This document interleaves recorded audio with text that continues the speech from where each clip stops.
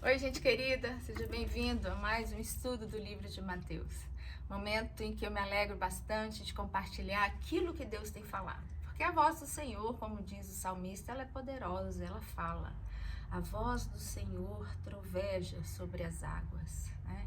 Troveja porque fala, troveja porque manda parar.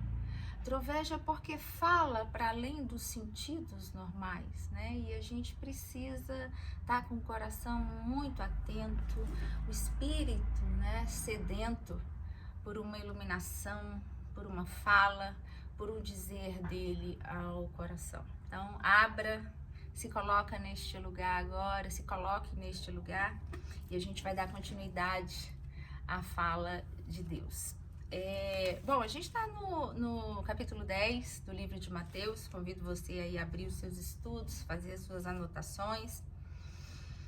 Nós terminamos, né, falamos bastante no versículo 8 do capítulo 10 e deixamos o finalzinho, e eu fiz propositalmente, eu não falei o final do versículo 8, então a gente vai dar continuidade a partir daí, tá bom? Aqui a gente está falando sobre Jesus já vem, né, falando com seus discípulos, dando orientações éticas de como eles devem se comportar. Quais são os princípios dessa caminhada dos discípulos? O que é bem interessante isso, porque é a primeira vez que esses homens se afastam de Jesus para uma caminhada sozinha, né? E aí Jesus dá algumas orientações para que eles não percam de vista o propósito inicial, o único e verdadeiro propósito, que não era nem falar de Jesus, né? Porque Jesus não mandou eles falarem de Jesus, né? Jesus os enviou para falarem sobre essa nova consciência, sobre o reino que estava vindo, né? E por isso eles deveriam curar pessoas, limpar pessoas, né? Limpai os leprosos, curai os enfermos, ressuscitar os mortos e expulsar os demônios. E aí no versículo 8 ele vai finalizar assim: de graça, preste atenção, de graça recebestes, de graça dai. Nós não fizemos nada para merecer. Nada, nada, nada, nada que você faça, você vai merecer algo de Deus. Isso pode ser conflitante se compararmos com aquele ensinamento pagão que a gente já recebeu outrora, né? De que você vai lá, faz um voto e Deus te dá. Não existe nenhuma barganha com Deus. Nós recebemos de graça. João vai dizer porque ele nos amou primeiro. Ele nos amou. A gente não sabia da existência dele. E ele foi lá e nos catou com seu amor. Ele falou profundamente ao nosso coração.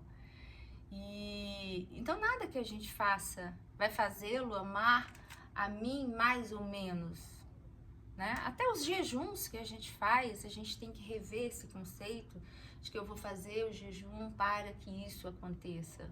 O jejum, ele só pode alcançar uma única pessoa, que é quem faz, porque o jejum ele serve para abrir a consciência, para despertar, sensorialidades em você, para desentupir a veia, o canal, né, de entendimento, o canal de compreensão dessa graça de Deus, das coisas espirituais.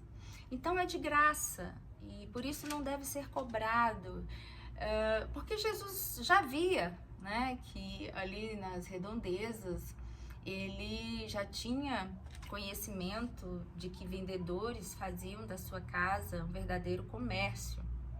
E o próprio Evangelho vai nos dizer isso, né? Naquele momento em que ele entra e faz aquele azorrague todo.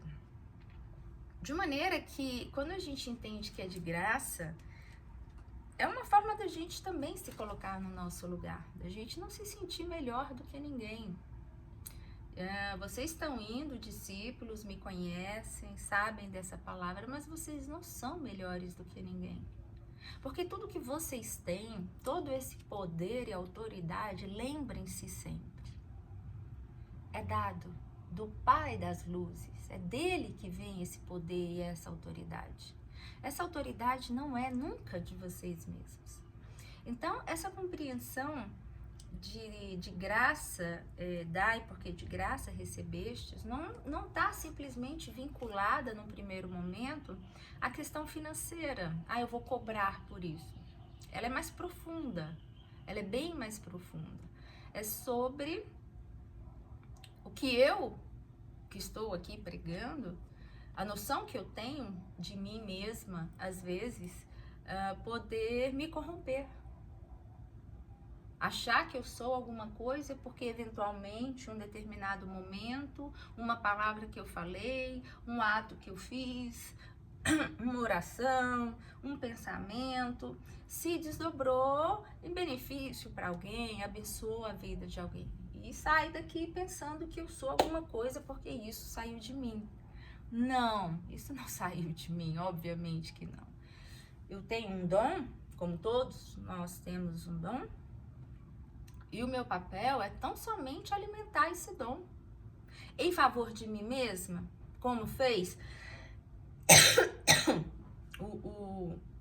aquele vendedor, Simão, o mágico lá de Atos 8, né? Interessante aquela passagem. Ele vê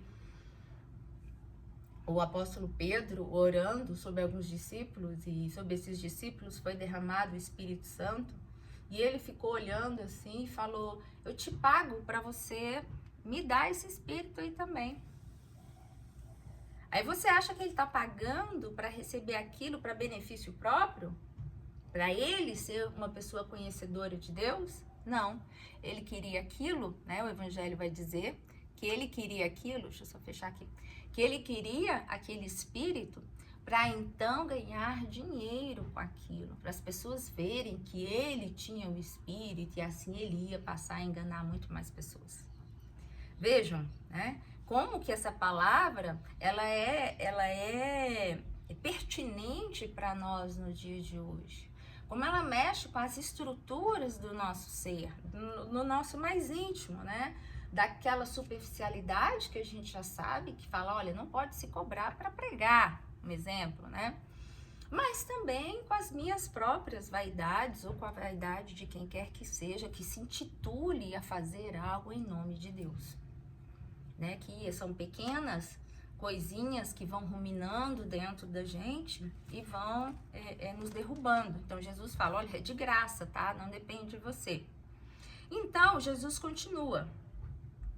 Não levem ouro, nem prata, nem cobre, né, em vossos cintos, nem alforje para o caminho, né, nem uma mochila, uma sacola, nem 2 túnicas, nem sandálias, nem bordão, porque digno é o trabalhador do seu alimento, Jesus está dizendo. E é exatamente isso, né? A pregação do Evangelho, por si só, você já se depara com sofrimentos humanos, né? Com questionamentos internos, com muitos sentimentos, com angústias, dores físicas, dores emocionais, com traumas. A caminhada de quem se propõe a pregar o Evangelho tem isso. E Jesus está dizendo aqui, olha, não levem nada além, nada, para que vocês não tenham preocupações outras com o que quer que seja. Não deixa a caminhada de vocês pesada. A caminhada do discípulo, isso serve para mim hoje, isso serve para você, é uma caminhada que tem que ser leve. A gente não pode estar com a cabeça dividida, uma mente dividida, uma consciência preocupada em acumular riquezas e ser uma boa pessoa ao mesmo tempo. Não dá. A Bíblia, Mateus vai dizer, a gente vai ter que escolher a Deus ou a Mamon. A gente vai ter que decidir um caminho pelo qual lutar. Não estou dizendo com isso, naturalmente, que a gente vai deixar de fazer as nossas conquistas. Mas o que Jesus está dizendo aqui é que essas conquistas, elas não podem nos ser pesadas. Por quê? Porque no Evangelho, quem, né, deseja caminhar nessa direção, tem que saber que eu sou a mensagem. O discípulo é não só o mensageiro, o portador né? Mas ele também é a própria mensagem, né? O discípulo é a sua própria mensagem. A mensagem, por isso que ela não está fora, né? No que eu vou levar, ela precisa estar no coração. Por quê? Porque é do bom tesouro que eu vou tirar coisas boas. É desse tesouro interno que eu vou alimentar quem dele necessitar.